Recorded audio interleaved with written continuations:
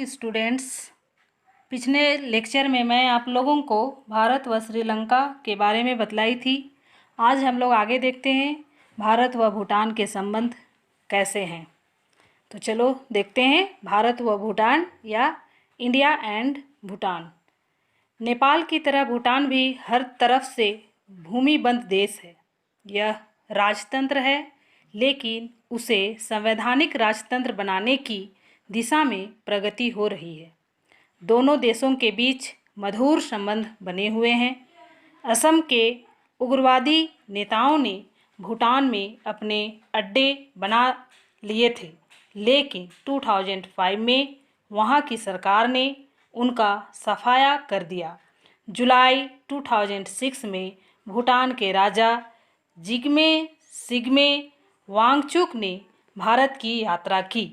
इस अवसर पर दोनों के बीच व्यापार व आवागमन के बारे में संधियां की गई। भारत ने विद्युत उत्पादन के क्षेत्र में अपना सहयोग देने का वचन दोहराया। इस नाते भारत ने कुरिछू जल विद्युत योजना में 560 करोड़ लगाकर पूरा करने का दायित्व लिया है। किसी समय भूटान भारत सरकार के संरक्षणाधीन क्षेत्र था, लेकिन अब वह स्वतंत्र राज्य है तथा संयुक्त राष्ट्र संघ का सदस्य है। 1971 में भूटान ने सबसे पहले बांग्लादेश के राज्य को कूटनीतिक मान्यता दी।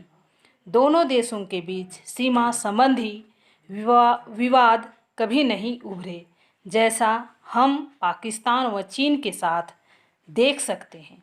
यहाँ माओवादियों का प्रकोप नहीं है, जो हमारे लिए चिंता का विषय है, जैसा नेपाल में चल रहा है।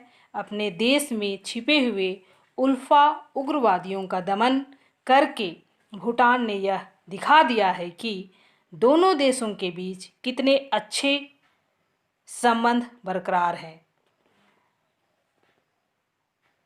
उल्लेखनीय है कि चीन ने भूटान के डोकलाम में सड़क बनाने का प्रयास किया, जिसका विरोध भारत द्वारा भी किया गया। इस विरोध के दो कारण थे।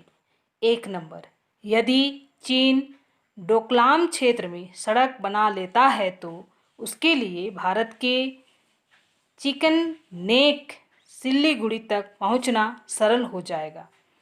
डोकलाम से सिल्लीगुड़ी मात्र 50 किलोमीटर की दूरी पर है और यह 7 पूर्वोत्तर राज्यों से जुड़ा है। दूसरा नंबर, सन 1949 की संधि के अनुसार यदि कोई भूटान के मामलों में दखल देता है तो भारत के लिए उनका विरोध करना जरूरी है। तो बच्चों, यह था भारत व भूटान के संबंध। आगे हम लोग देखते हैं पॉइंट्स टू रिमेंबर। क्या क्या इसमें इम्पोर्टेंस दिया हुआ है। एक नंबर, विश्व में अनेक क्षेत्र हैं जिनमें दक्षिण एशिया का क्षेत्र अपना महत्वपूर्ण स्थान रखता है। इसमें भारत, पाकिस्तान, बांग्लादेश, नेपाल, भूटान, श्रीलंका व मालदीव गणतंत्र आते हैं।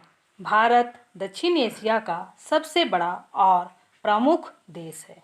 दूसरा नंबर, इस क्षेत्र के देश अनेक गंभीर समस्याओं में फंसे हुए हैं, जो उनके राजनीतिक व आर्थिक विकास को रोकते हैं। बाहरी शक्तियां भी अपनी नकारात्मक भूमिका से उनके विकास में बाधाएं पैदा करती है।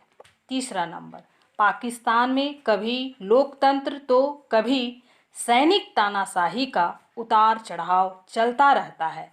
सैनिक शासन लोगों की मौलिक स्वतंत्रताओं को कुचल देता है, तो लोकतंत्र की बहाली का आंदोलन अपनी सफलता पाकर देश को पुनः राजनीतिक विकास के पथ पर लाता है। चौथा नंबर, नेपाल की अपनी स्थिति है, जहां विरोधी तत्व राजतंत्र को हटाकर गणतंत्र लाना चाहते हैं। चीन से गुप्त सहायता प्राप्त उग्रवादी तत्व भारत विरोधी गतिविधियां चलाते हैं। अब नेपाल धर्मनिरपेक्ष गणतंत्र है। 5 नंबर, श्रीलंका नस्लीय संघर्षों से ग्रस्त है। यहाँ तमिल लोग सिंहली राष्ट्रवाद का विरोध करते हैं तथा अपनी हीन स्थिति को स्वीकार नहीं करते। उग्रवादी तत्व उत्तर पूर्व में अपने राज्य की मांग कर रहे हैं, लेकिन यह स्पष्ट नहीं है कि वे स्वतंत्र राज्य चाहते हैं या स्वायत्तशासी प्रांत। 6 नंबर, संघात्मक ढांचे के भीतर ही श्रीलंका की समस्या का समाधान हो सकता है। देश के उत्तरी भाग में तमिलों का स्वायत्तशासी प्रांत बनना चाहिए। 7 नंबर, भूमंडलीकरण का विश्वव्यापी प्रभाव है, अतः दक्षिण एशिया के देश भी इससे अछूते नहीं रह सकते। भारत ने इस तथ्य को सबसे पहले पहचाना। इसी कारण भारत सरकार को अपनी वह आर्थिक नीति बदलनी पड़ी जो नेहरू के समय से चली आ रही थी। 8 नंबर, जिस प्रकार यूरोपीय संघ ने सराहनीय सफलता प्राप्त की है, उसी तरह दक्षिण एशियाई क्षेत्रीय सहयोग संगठन का काम कर रहा है। इसके निर्माण का श्रेय प्रधानमंत्री राजीव गांधी को जाता है। 9 नंबर, खेद की बात है कि पाकिस्तान और कभी कभी बांग्लादेश के विरोधी रुख के कारण यह संगठन अपेक्षित सफलता नहीं पा सका।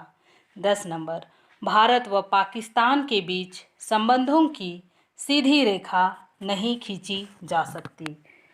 पाकिस्तान के शासकगण नए विवादों को पैदा करते हैं तथा कश्मीर समस्या का अपनी इच्छा अनुसार समाधान चाहते हैं। शांति प्रक्रिया भी चलती रहती है। तो बच्चों, यह था स्मरणीय बिंदु यानी इम्पोर्टेंट बिंदु, तो इसको ध्यान में रख करके पढ़ाई करना है। इस तरह से यह चैप्टर आपका उत्तर शीत युद्ध काल में दक्षिण एशिया ख़त्म हो चुका है। आगे हम लोग जो 2 चैप्टर पढ़ाई हुआ है उसका क्वेश्चन आंसर देखेंगे आगे क्लास में। आज मैं आप लोगों को इतना ही बतला करके क्लास समाप्त करती हूँ। Thank you.